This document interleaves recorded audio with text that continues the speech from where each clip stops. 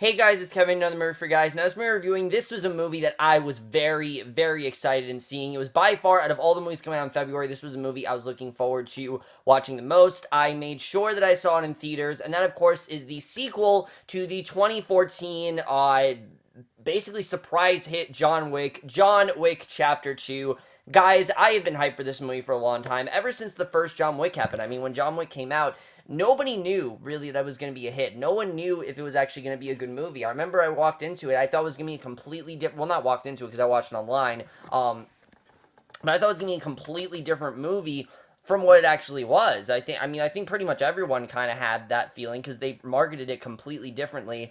And I was very surprised by the first John Wick. I love the first John Wick. I think it is one of the most smartest, one of the most inventive, not really inventive, but just one of the most well-crafted of its kind in a long time. I think would just really revitalize the mobster movie genre and really show what you can do with a modern day mobster movie. And that's something I was definitely looking forward to seeing in John Wick Chapter 2, even though I really didn't know where we were going. And, from the marketing and things like that, I was very interested in seeing this movie. And I have to say, overall, what I think of John Wick Chapter 2. John Wick Chapter 2, I don't think is nearly as good as John Wick. It still is an awesome movie. Like, I still had a blast watching this movie. It's a lot sillier, but we'll get into that. But let's get to the plot of John Wick Chapter 2, which the plot of this movie, unlike the first one, it's pretty basic. Like, there is definitely a larger thing going on, but the basic plot here is essentially John Wick is a wanted man at this point. Everyone's kind of after him in this gang, and he has to basically be pulled back into going after the crime ring, even though he really does not want to. He really wants to retire from it and just, have some time to himself, but he's told that he's kind of forced to be pulled back in, and if he doesn't, he's going to be killed. So he relentlessly kills many, many gang members, and that's basically the plot of the film overall, is trying to get away from them and things like that. So that's basically the overall plot of John Wick Chapter 2. But now let's get into the movie, starting off with the cast.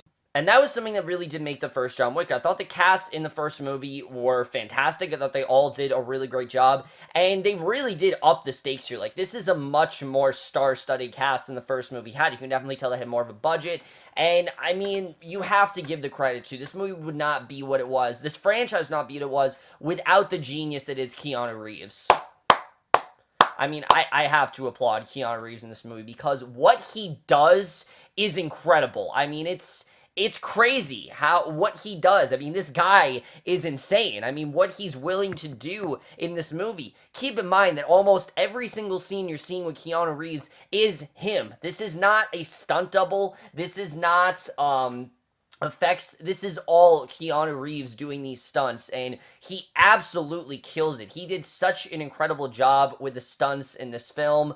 I think that he just really went all out with that kind of stuff, and he did a really good job with that. And John Wick in general is just such a badass. In this movie, he has so many more quips that were cracking me up constantly throughout the film. And he's also someone who, he does want to get away from killing, but if he's told to kill a few people, he'll just relentlessly kill them. And he goes to some really crazy extremes. I mean, they go in some really insane directions, even more than the first one, I think. And I think he did definitely a very good job. I really did love what they did with him. I don't think they gave the amount of emotional depth they gave to him in the first movie. We'll get more into that when we get to the screenplay, but overall, Keanu Reeves absolutely is the star of this franchise. If he was in this movie, I don't think it would be nearly as good as it was, and he really is the thing that, this franchise has been able to make Keanu Reeves a comeback star, and I really hope he continues to play his character for many more movies, because it clearly does show how much fun he's having with this character, how dedicated he is, and we need more action stars like this. There's so many action stars who just do things for the paycheck, and Keanu Reeves is one of the last alive that's doing it to, entertain, and he's doing it to make the movie as best it can possibly be and make it believable, and he did really an incredible job with that, and that alone is enough of a commendable job. But what he does in this movie is insane, and I can't help but applaud him, because the movie really would not be nearly as good as it was if it wasn't for him. Now, that's not to say the rest of the cast isn't great, because I do think everyone else did a very good job. However, compared to Keanu Reeves, they're just simply not as good. Now, let's talk about a few of the actors in this movie. First of all, Lawrence Fishburne in this movie. Is he in this movie? Yes, he does play his character of the Bowery King. If you've watched the trailers, though, the trailers are extremely misleading because Lawrence Fishburne is in maybe 2 scenes in this entire movie, and I was fine with that. They very well get into the backstory of his character. Him and John Wick definitely do have a past, and they definitely showed that pretty well in this movie. I liked where they went with his character here, and I liked the backstory with his character. They just really didn't do much else with him besides that, but I was okay with it. They didn't need to do much else with his character. It was just cool to see Lawrence Fishburne and Keanu Reeves on screen together after so many years, and they definitely do utilize that very well, and they kind of do play it up a bit for the film, but I think it worked for the most part. I liked their interactions overall. And then Ruby Rose in this movie is a very interesting character. Ruby Rose seems to be, clearly they're trying to make her the next big thing, and I think she's a good actress. I don't think she's a great actress. Her role in this movie is really strange to me. I don't really know what she was trying to do. She's mute throughout the movie. She doesn't have a single line of dialogue. All her lines are sign language, and it's a very different kind of role for her. It's just where they went with her towards the end of the movie, I really couldn't tell what the point of her character was, honestly. I just don't really know why she needed to be here. You know, it seemed like they were going in one direction with her in the beginning of the movie, and then they would go in a completely different direction towards the end, and I just kind of found her character pointless, and that goes for most of the gangsters in this movie. They're just not memorable. They're typical mobsters.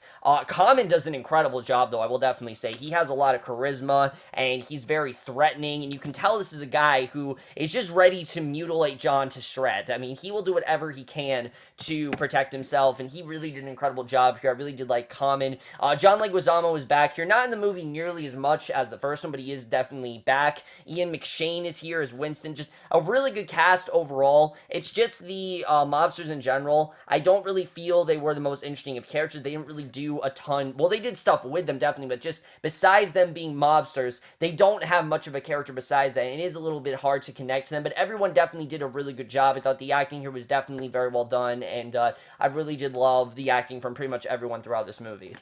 So the acting definitely was very well done. Now let's get to the directing and the writing, because if you guys have seen the first John Wick is definitely a very well done thriller, but that's what it is. It is a thriller. It's a very serious film, and this movie is completely different. If you have seen the first John Wick, this is not at all like the first John Wick. Not to say that's a bad thing. I don't think that's a bad thing at all. I think that it actually was cool they did a different kind of tone here, because this movie is just a lot more fun. There's just a lot more of a fun tone throughout this movie. It's not as serious and emotional as the first movie is. Why? Because they assume you know this character. You know what John Wick has been through. You know his backstory. They don't get into it as much as they did in the first movie. And it's a lot sillier, too. I definitely will say that. It is a lot sillier. And that does leave me into my biggest gripe with the film, which the screenplay in this movie, even though I found the action to be incredible, because the action in this movie is some of the best I might have ever seen, honestly. I mean, just the lengths that they go with the action scenes. They go on and on and on, and they permeate the entire film. Like, it's a non-stop action movie. There's rarely a scene with them talking. There's maybe 1 or 2 or 3 scenes that have actual, talking scenes that don't involve action, but almost every scene is John Wick kicking ass, and it's incredibly well done in that regard. I think they did a really good job with doing that, but in doing so, with them having so much action throughout the movie, the story is kind of lacking. I just found the story in this movie to be very, very by the numbers. He has to go after this mob, and, they're a little bit more, they have this, they're a little bit more trained than he thinks they are, but John Wick in this movie, you never really feel like his life is on the line, honestly, because John Wick, as we know, the character, he is, trained 100% in gun shooting into his mind and things like that, so you really never feel that his life is on the line. He always has the perfect shot, he always has the right weapons. It never really feels like he is in danger, and you don't really feel that threatening, presence for him throughout the, you don't really feel like he's threatened or scared about really what he's doing. You just kind of feel like he has everything that he needs, and yes, it's cool to watch him kick ass, but I will admit, I did feel got a bit tedious sometimes. There were some times where I just thought, oh, there's this action scene, now there's this other action scene, and they just didn't know when to quit. Like, it went on and on and on throughout the entire movie, and it's fun. I will definitely say, I enjoy watching Keanu Reeves kick ass. I want to reiterate that. He does a very good job with that, and I love his dedication to the film. I mean, it's incredible what he ends up doing. but there are some scenes here that are borderline cartoony. I mean, there are scenes where he should be a lot more hurt than he is. And I mean, he gets shot a lot, he gets stabbed, and he's hurt, but he keeps going, and he doesn't really seem like he's really fazed by it. And I understand, obviously, he's been in this business for a while.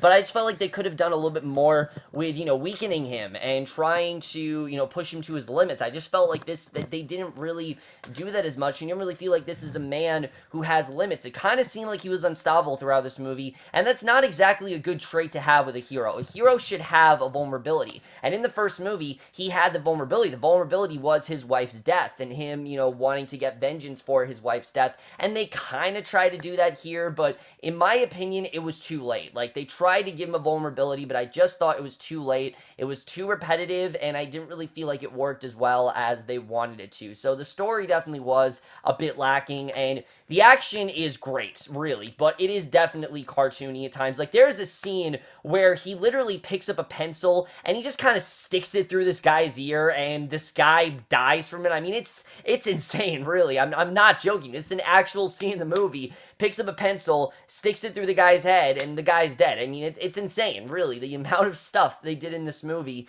it's crazy, really. I mean, there's another scene where he takes on this really, I don't want to say fat just because it sounds offensive, but yeah, he is fat, this heavy set guy, he's not very, he's not skinny, but he's not, he's very fat, and for some reason, John Wick's able to take him out, and scenes like that, I just didn't believe it. There were just some things that were a bit unbelievable to me. And I get it that they're just trying to have fun, and they're not really taking this one nearly as seriously as they are the other one, and I do give them props for that. You don't have to be ultra serious. I understand they're trying to do something different here, and I definitely do applaud them for efforts, but I do feel that some of it got a bit too impractical, and it did kind of take me out of the movie at points. I definitely will say, there are just some points I'm like, all right, can you move on, please? This scene has been going on for like 6 minutes now. I mean, the scenes are very long. They're not short action scenes. They go on for quite a long time, and there's a lot of set pieces to almost every action scene in this movie, and I definitely really did love that.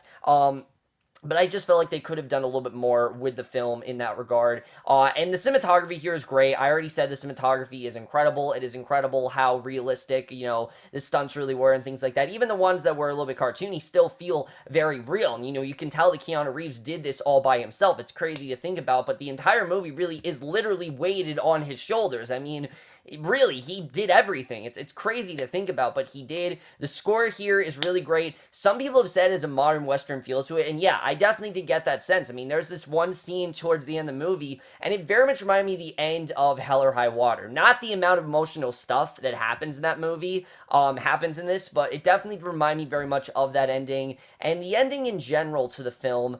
I think it's a cool ending. I think it's an interesting direction for them to go, but I just don't really know where they're going to go with the story after this. Just the direction they go. I know they're making another movie, and I'm really skeptical with where they're really going to go from here. I mean, there's a lot of directions they can take, and I hope they do utilize all those properties very well. But I really don't know where they're going to go from here. There's just a lot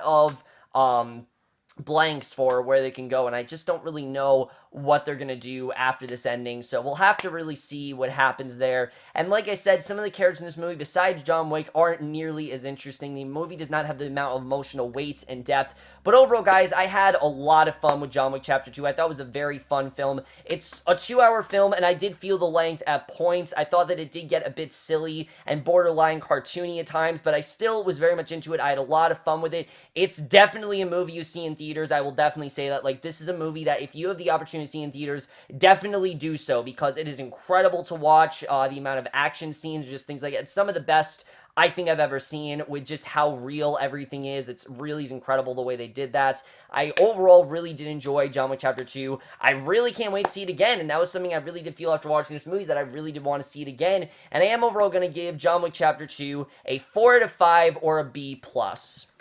So over, guys, my review of John Wick Chapter 2. Let me know what you guys thought of this movie overall. Loved your thoughts on it. How does it compare to the first John Wick for you? Did you feel it was a little bit too cartoony? Did you like the more sillier tone this movie had? That's it for my review. Hope you guys enjoyed it. We'll see you guys in my next video, which will be for the Vampire Diaries. I did watch 3 episodes of Vampire Diaries. I still have to watch the 4th one, but I will see you guys for that. Okay, bye.